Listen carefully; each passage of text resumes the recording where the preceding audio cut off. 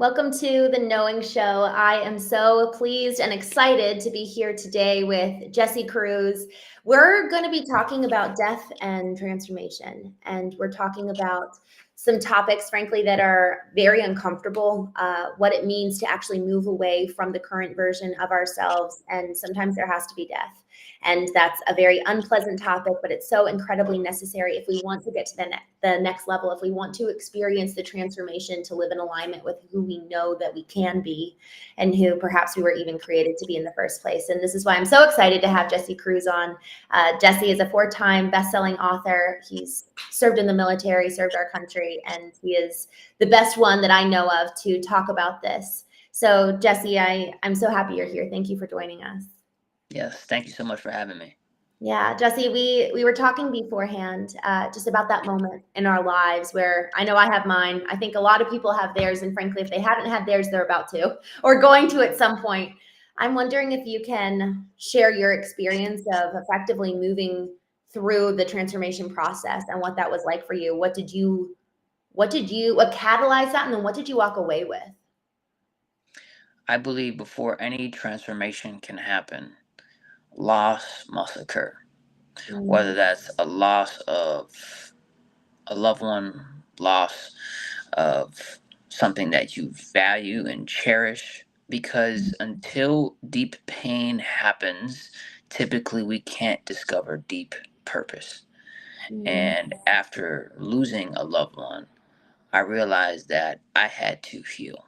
And healing is not something that happens accidentally, it can only happen intentionally. And what got me through that dark season of my life was first and foremost my relationship with God and prayer and my family. Then it was expressing what I was actually going through in a constructive way through storytelling and being able to share my story was the ultimate form of therapy for me. And I believe that people have a story that they know that they are called to share, yeah. but they hide it because of the pain, because of the embarrassment it could be. And I think when someone has the courage to share the story that they've been hiding, they'll get the transformation they've been seeking. Wow. There's so many things that you just said there. Thank you so much for sharing because shame causes us to hide. Shame is where we kind of stay in those dark places and we lurk behind the curtain rather than almost like effectively like pulling it back and exposing what's there. When would you say was shame at all a part of your experience? It was a part of mine, and what kind of kept me hidden? What was it for you? Because I was in such a fragile position in my life, I felt like a complete outsider because my pain was so deep that nobody would relate to me and nobody would understand me. And it became very isolating. And so, in that isolating time, although it was tough, it birthed a new version of me because it created a boundary and distance between like people in general, where I got to be alone in my own thoughts and my own feelings and my own ideas. And that's where I was able to start working on that healing process and expressing myself creatively. Wow. And for the person who is going through a struggle, creating distance is good. You just don't want to stay there because eventually you have to leave the room to go out and help yourself and help other people. Mm. Let's talk about that because I really really resonate with the creating distance and boundaries. When do you feel like what are some almost indicators that it's time to retreat and go inward, and then what are also the indicators that it's time to actually now it's time to leave the room and go help? Yeah, so one thing that I learned is because of the challenges that I was internally going through, I couldn't show up the best version of Jesse. And I think I've spent most of my life showing up in rooms not the best version of Jesse because I wasn't around maybe the best people or the best environment. And so I learned to manage mediocrity. It became a lifestyle that crept in over time that I didn't even know. And I think it's time to retreat once you understand the difference between the person that you are and the person that you want to become. And that Mm, typically requires addition by subtraction, meaning you're going to have to not go to that party. You're not going to have to go to that gathering. You may not have to go to that family reunion or that holiday get together. And that doesn't mean that you think you're better than people. That doesn't mean that you're too good. It just means that you need to invest into yourself. And sometimes that requires separation from certain people, places, and things. And that's okay. And retreating to those is a good thing. It shows self awareness that you know change has to happen. And mhm. then the time that you're in those changes, to go back out into, being around people again, it's, have you been able to work on yourself to the point where when you go back into the same rooms that you used to shrink in, either one, you avoid those rooms altogether and those people altogether, or two, when you're in those rooms or you're with those people, you can show up a healed version of yourself, not the wounded version of yourself.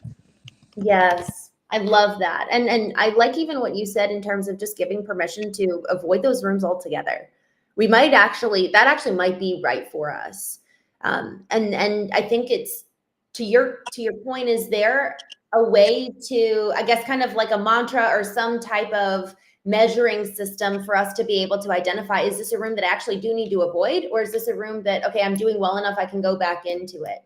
How did you kind of figure that out for yourself? I think for every person that could be different, Mm. because based on what their specific goals are in life. For me, is this event or is this person or is this relationship, is it going to help me in the key areas of my life? One, is it going to help me grow in my faith? Two, is it going to make me a better husband? Three, is it going to make me a better dad? Four, is this going to make me a better in my business? Five, is it going to make me a better leader?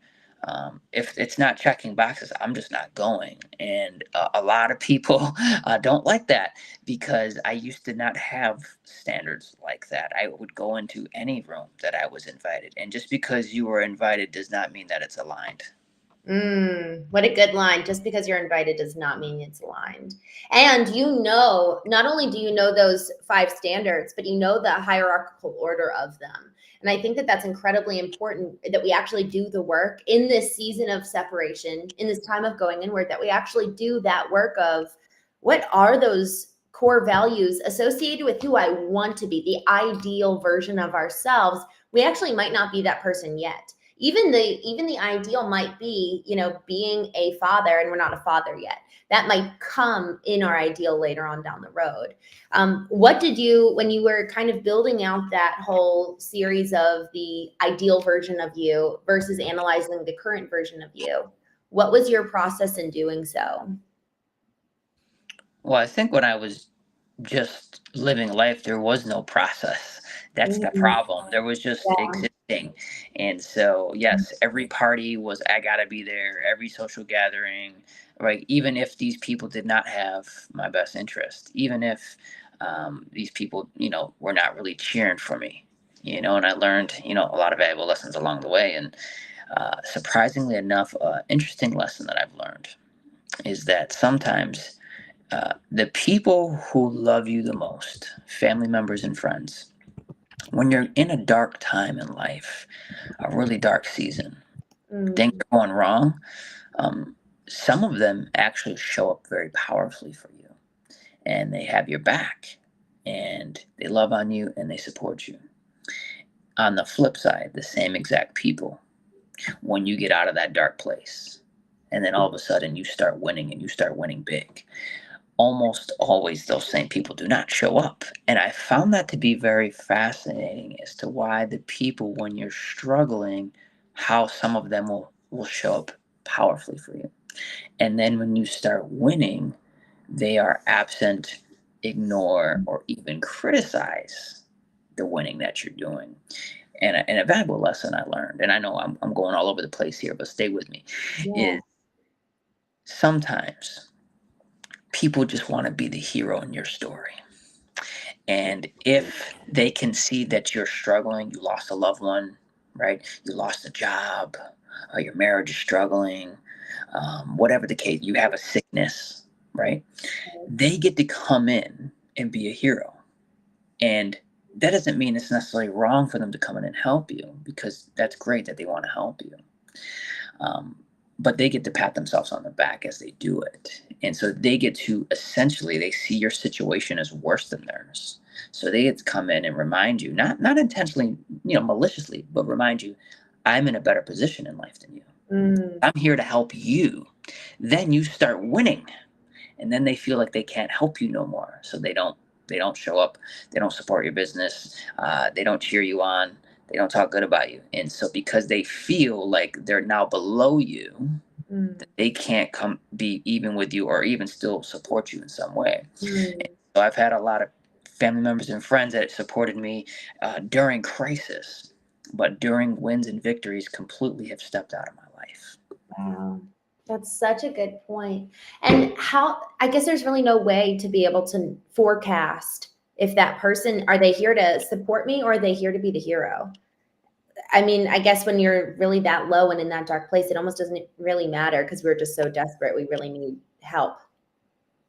Yeah, and the challenging thing about it is that because during your darkest moments, I had plenty of people during my darkest moments showed up like rock stars. And I mean, I'm always going to be appreciative for how they showed up. And and what hurts it even more when you win is because the people you want to win with the most are the Yeah. people that showed up during your darkest moment, and Mm, they're the ones that reject you the most because chills. they don't get to be the champion. You get to be the champion, and now they have to sit in the back and watch, and they can't do it. Wow. Is that one of the, because I always hear this from, I always hear this from folks that have the microphone. They're like, watch out for those close friends and family because they're going to be the ones getting in your way and holding you back. Is that, from your experience, the predominant reason for why people will do that is because they effectively want to be the hero they were at one point? Because for most people, when they do make it to the stage, you work with speakers, you help put them on those big stages. Do you find that it's that just a consistent pattern? It's like when you were in the ashes, they were with you. When now you're rising and you're the phoenix, they're maybe neutral at best, but against you at worst. Is that a consistent pattern, or was that something that kind of really you experienced in your life, or is that something you're seeing across all speakers? I think it's all industries, unfortunately. I think this is why I haven't, not just in speaking, but anytime you're succeeding at a high level in any industry and you're doing things that challenge the norm and the way people were Mhm. raised, and you're doing things that like just seem odd and weird and maybe even insane. Um, when I started speaking on stages and started traveling the world and started doing all these things that I've dreamed of, right? I'm literally be able to start living my dream. uh, what essentially happens is people that decided to not go after the dream, Mm. they look at you and they see you as you are a trigger. Yeah. So I know some of my closest of friends and family members of years past, when they see me speaking on a stage, when they see me traveling the world with my family, rather than be happy for me, they are triggered by me. They still love me, and that's what complicates the relationship because they still love me. However, they don't love the fulfilled version of me, right? Mm. They love the mediocre, average Jesse because average Jesse didn't threaten their insecurity. Mm. So if I'm doing something that me and you both started in the same point in life with the same background, the same experience, the same financial upbringing, the same opportunities, and I rise to here, and then you didn't. You look at me as someone I must have cheated, I must have manipulated, I must have stole, I must be greedy because how did I get up here and they didn't? So they have to justify my success by Yes. downplaying it so they don't feel like a failure. Mm, that's so, I love that perspective. I love that perspective. So it's either kind of the hero complex or the victim complex. It Mhm. could kind of show up in either regard. I really appreciate that. And I want to actually dig into, as you were talking, I just kind of saw like some visuals here of effectively like the hero's journey, right? For so many of us who move down to the ashes and then do the work and then experience the rising thereafter. you mentioned it can be so isolating in that process of effectively rising and coming to a place of really being healed and healthy. And so what I want to talk about is that hero's journey in relationship to others, because you've talked about the needed separation, kind of going through that period of really stepping back and not effectively living how you were, going to the parties, needing people's approval, things like that. But then when you start kind of rising and going into the rooms again, or not, avoiding them completely, let's talk about that initial descent. So do you mind sharing more about your personal journey in terms of what initially got you to the place of those ashes? And then we can go from there. Yeah, well, it's my wife and I, we were praying for a child for years. It didn't happen. Mm. And then finally, we were blessed with a baby girl, and she was born prematurely. She was 4 months early. She was 1 pound, literally 1 pound, and could quite literally fit in the palm of my hand. Wow. And every day in the hospital, we never knew what would happen next. And so one day things are going good, the next day they're not. And that just became the pattern of her life. She's Mm. doing well, flatline, doing well, flatline. So how many times can you watch, like the person that you love the most die in front of your eyes and come back to life? Wow. And then eventually the flatline stayed a flatline and she didn't come back. Mm. And that was the worst moment of my life. And in that worst moment of my life, I knew I would never be the same again, because how can you be? And I lost my sense of purpose. I didn't want to be alive anymore. I truly believe I got to a point, it was so dark, that if I die, I'll be in a better position because I won't be able to live here in this pain. And I Mm. think people who want to end their life, it's not that they want to die, it's just they don't want to continue to live with the pain that they're carrying because they don't know how to deal with it. I didn't know how to deal with it. And I used to pray, God, please take my life. Please, God, don't let me wake up tomorrow. And then I would wake up and I would be sad that I was still alive. But He kept me here because I needed to carry on her life and her legacy to help other hurting people who have a story that needs to be heard. Wow. Jesse, that's so awful. My gosh. And how was that with your wife? It was terrible as far as our marriage struggled. I Yeah. didn't think we were going to make it. I was ready to leave. I think she was ready to leave. We were ready to just not be together no more, because when you have that much pain, you don't know how to necessarily love someone because you've lost love. And so it's Mm. hard to give what you do not have. I didn't have love to give. My heart was just ripped out of my chest. How can I love you as a husband? I'm barely surviving. I can't sleep. I can't eat. I don't even want to be on this planet. I'm sorry. I don't know how to love you right now. Yeah. Yeah. What did you guys do? I mean, you talk about that period of separation, just pulling back from people, pulling back from communities. And of course you don't want to go to those parties anymore. It's just like, what's the purpose? So what happened then? Yeah, so sought out, wise counsel from, we did family counseling groups, we did couples counseling group, like grief groups, bereavement groups, Yeah. individual therapy, a lot of prayer, a lot of healing, small groups at our church, and then found a way to try to serve and support other people once I got further along in my journey. And I Mm. really think that was, I believe a person's healing process is getting closer to completion when you're able to put yourself in a position to run back to those same hurting people and help them get over the next hurdle. Mm.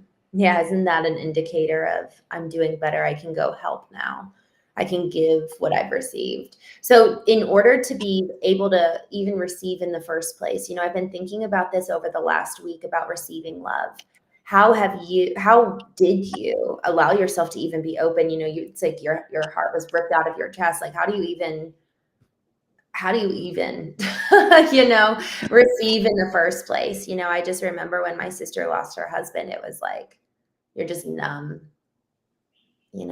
it's just you don't feel anything. So like, how does feeling even return?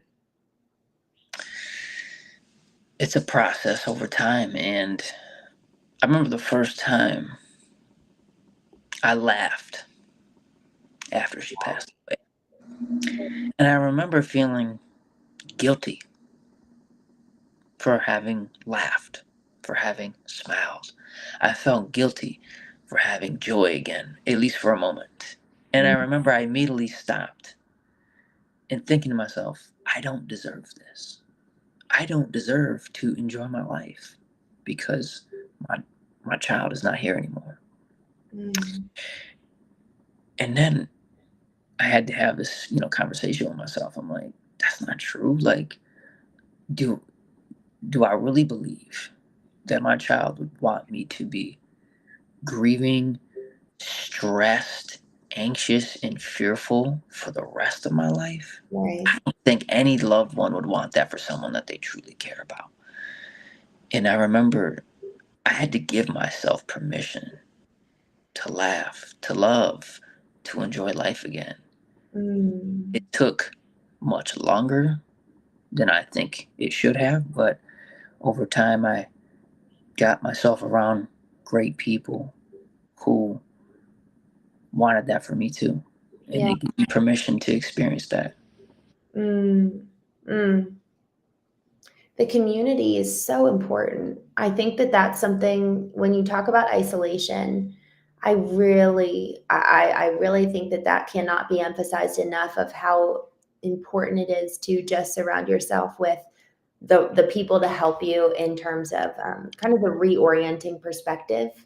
I don't know if that's even the right way to put it, but reorienting purpose, perhaps. It's like the giving permission, the reminding of truth, the ability to receive something from them. So effectively, when we're in that place of just so much weakness and so much dependency, it's like, are we actually surrounding ourselves with people who actually have a depth from which they can pull that well that they can then give us life from that place?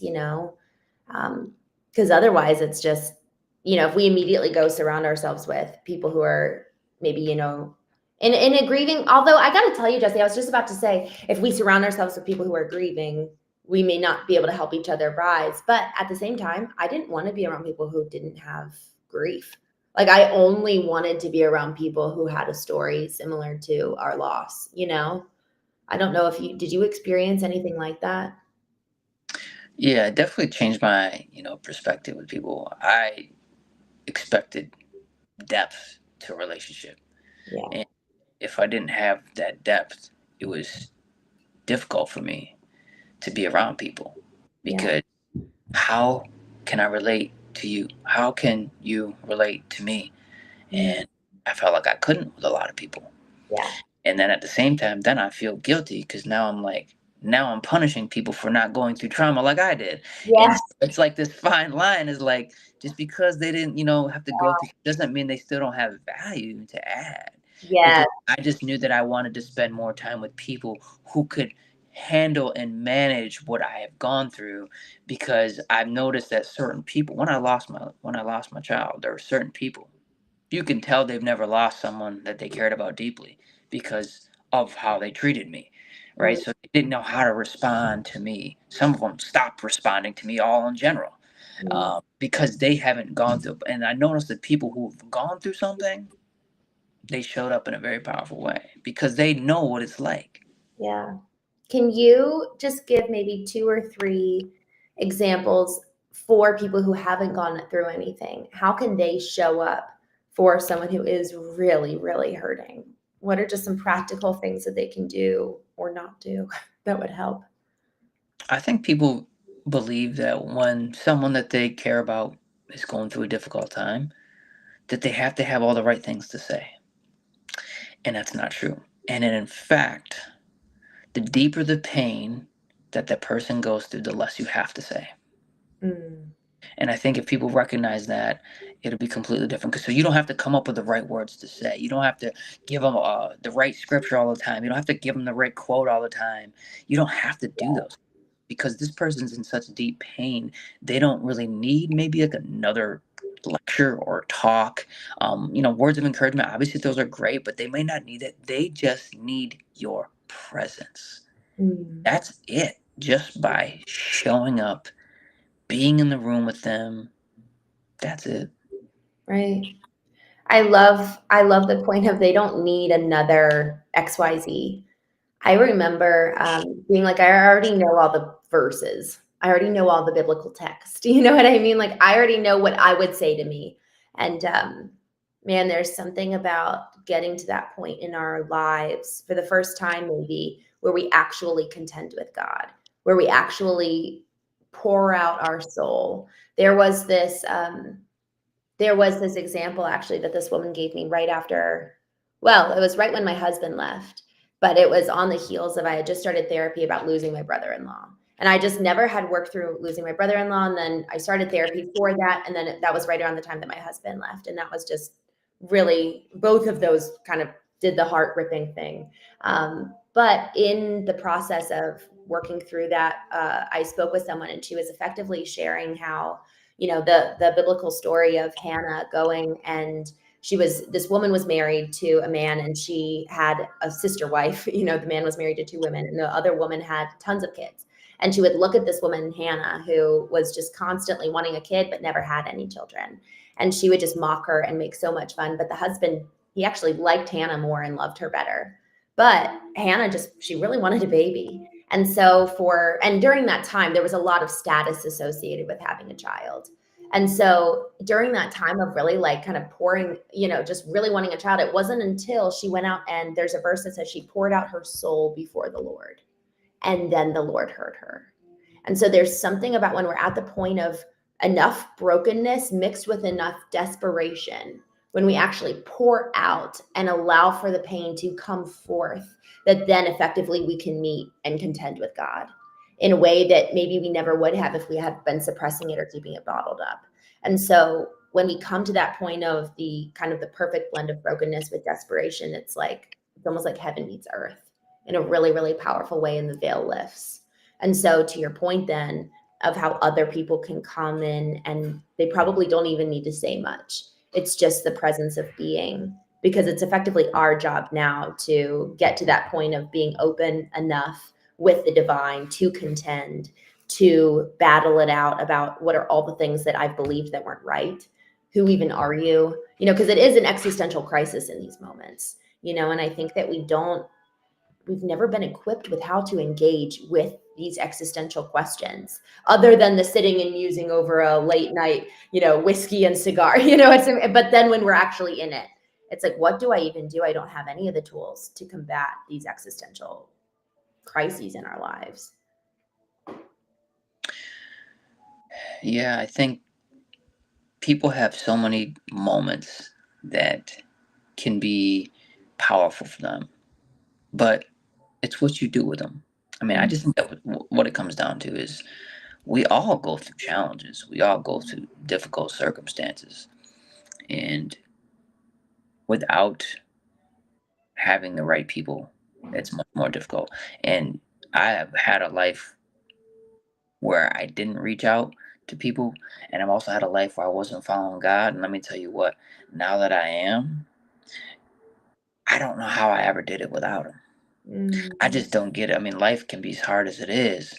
And for the people out there who don't maybe have that relationship, man, let me tell you what, someone who's on the other side, someone who didn't have that relationship, but now that I do, it's the greatest decision I ever made. mm, mm. It's hard for me sometimes to put into words what it means to me, because in those times of just utter brokenness, it's like, how do you even describe that in the first place? But then to say, oh, and I wasn't alone at a very core fundamental level. I don't even know how to, that's why I love music. I feel like music has a way of conveying the soul in a way that words can't. Um, and frankly, I dedicate Sundays to talking about the spiritual intelligence and talking about spirit and relationship with the divine. And it's been hard, Jesse, because it's like, how do you put into words this thing that is so intimate? It's so personal. It's so precious. And there's been so much pain wrapped around it as well. Yet that's the intersection of that brokenness and desperation that I've come to know God. So how do you effectively tell and communicate your own experiences surrounding how God really has come in and been who you've needed in a way that, frankly, I just feel like when my brother-in-law was first killed, it was like, I don't want to go to church. That church was actually the farthest place that I wanted to be. So it's like, how do you share about something so personal that is so important without it coming across and sounding like the very people we wanted to run away from when we were in our moments of deepest, the dark night of the soul? I believe that pain is probably one of our greatest teachers. Mm. Truthfully, if I never had pain and life was always great, I believe that most of us would truly believe we don't have a need for God to begin with. Mm. Because life is just so good all on its own. And then we look at the injustices of the world. If God is all knowing and all powerful and all loving, how could he let this terrible thing happen? Right. And I believe in his wisdom. He allowed it to happen to use it for the good, and he gets the glory, no matter how bad it is. And I look at it like this: before my children were ever born, because I have multiple children, I knew before they were ever born, I knew all of them would have difficulty in life. I Mm. knew all of them would have trouble. I knew all of them would have struggle.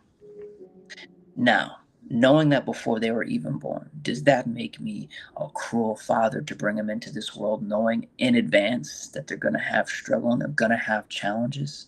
Does that make me a bad dad because I know in advance someone's going to break their heart. They're going to have a health problem. They're going to fail a test. They're going to get cut from a team. They're going to get fired from a job. They're going to get their heart broken from someone. Mm. I knew that before they were born.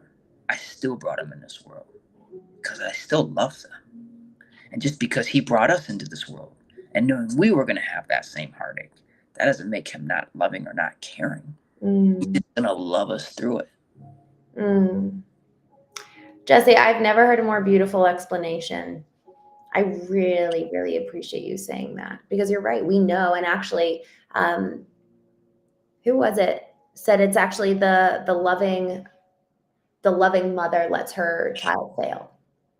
And really, it's like, actually, in the allowance of pain rather than the protection of it, do we actually allow for the growth and the becoming? It's every single bit of pain is almost the chipping away of who we are not, to use Michelangelo's analogy of creating David and sculpting David. It's like the pain is the very thing that sculpts us into who we are and returns us even home still, getting away of all the things, that the layers that have been added to us that are not us to begin with. And to your point, I think about everyone listening who has been through something of devastation. It doesn't mean that, I think, because we know it's going to happen, it doesn't mean that it was wanted, it was wished upon. I think that that's something that people can really confuse, that because God knew, he made it happen or something like that. I think that that's so important to delineate that. Yes, the loving mother lets her child fail. It's like she's not going to control and manipulate and have her child on a puppet string. And isn't that love? Is that they have the ability to fall and then get back up and learn and cultivate a sense of self and being. And so I really, really love that, to your point and to what you said. So thank you for that. That was really meaningful. Absolutely. Jesse, I know that we've got to wrap up here pretty soon. What else have I not asked you about your experience of loss, and even, who you are today, 4-time best-selling author? You're helping people all over the world fulfill their dreams. And so, kind of at the intersection of, okay, we've talked about the descent, talking about the ascent, and like how you've really become who you were, perhaps, I really believe that a beauty of pain is that, to your point, it really unveils our purpose. And so you've been able to alchemize pain in such a beautiful way. Can you talk a little bit about that as we wrap up, about alchemizing in the ascent from the ashes? Hmm. For me to get to the next level in my life, I had to first accept what had happened, Mm, right? And I think sometimes people aren't willing to accept what they've gone through. They'd rather reject it, or they'd rather deny it, uh, yeah. or downplay it. But I had to come to complete acceptance that what I went through was true. It Mhm. happened. It's a fact. And I also had to accept, which was the hardest part, I had to accept that I cannot change what happened. Mm. Mm. However, the one thing that I did have control over, I could change, was my response to what happened. Mm. And that is the beauty that we get, is that we get the ability to respond, whether things are great or they're awful. We really get to decide, how we respond to the situation. It reminds me of a story I told my oldest daughter one time about the uh, two boys, twin brothers. They were both sons of an alcoholic father, and they were being interviewed. And one of the sons lived under a bridge and became an alcoholic and was homeless and became nothing in life. And the other son was married with children, ran a successful business, was sober, strong, faith filled, stable man. And both were asked the same question, you know, why did your life turn out like this? Mm. And ironically, they both gave the same exact answer. And they both said, because my father was an alcoholic. Wow. So you can either use the pain as an excuse to stay the same, or you can use it as a reason to change. Wow. Jesse, thank you so much. That just gave me chills. It reminds me of Viktor Frankl's quote in Man's Search for Meaning, when all human freedom had been stripped away from him. The one thing that remained was choice, between stimulus and response is choice, and that can never be taken. That in and of itself is human freedom, the ability to choose and the ability to decide, how am I going to confront that which is in front of me? So thank you, sir. I'm so grateful for your story and